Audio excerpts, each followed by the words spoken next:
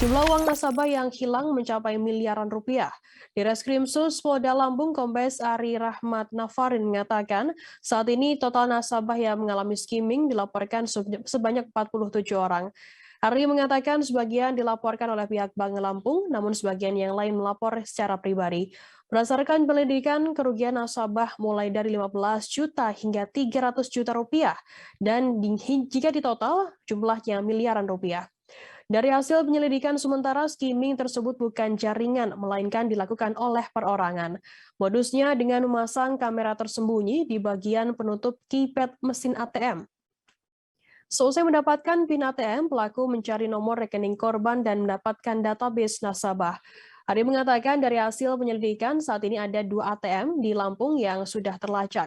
Pelaku skimming mengincar gerai ATM yang dimiliki oleh bank dengan respons yang lambat atas kerusakan atau sebuah permasalahan, sehingga tenggat waktu tersebut bisa dimanfaatkan pelaku untuk melakukan kejahatan.